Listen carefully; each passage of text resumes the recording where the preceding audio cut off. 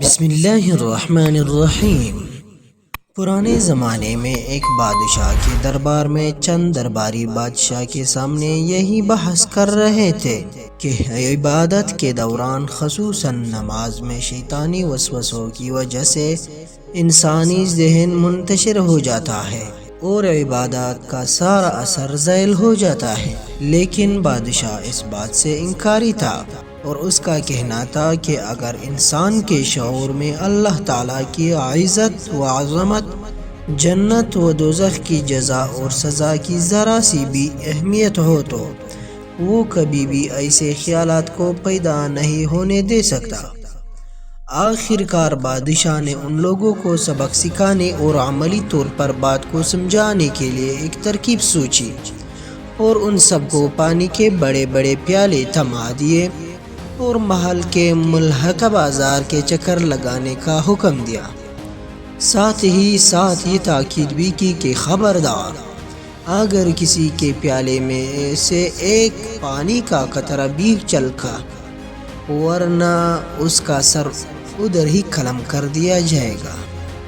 اور تم میں سے جو بھی کامیابی سے یہ کام سر انجام دے گا اس سے بیش قیمت انعام سے نوازا جائے گا۔ حکم کے ملتے ہی بحث کرنے والے درباری اپنے اپنے پیالے کے ہمراہ بازار کا چکر لگانے کے لیے نکل پڑے، اور ان کے ساتھ ساتھ بادشاہ کے حکم پر ایک جلاد بھی ان کے ساتھ کیا،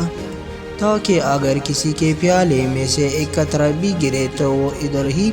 اس کا کام تمام کر سکے۔ لیکن ان سب درباریوں کے حیرت کا کوئی ٹھکانہ نہ تھا۔ جب وہ سب اپنی اپنی منزل پر پانی کا ایک قطرہ گرائے بغیر خیر و عافیت پہنچ گئے، تب بادشاہ نے باری باری سے ان سب درباریوں سے بازار اور ارد گرد کے چیزوں کے بارے میں پوچھا، تو ان سب کا یہی جواب تھا کہ حضور،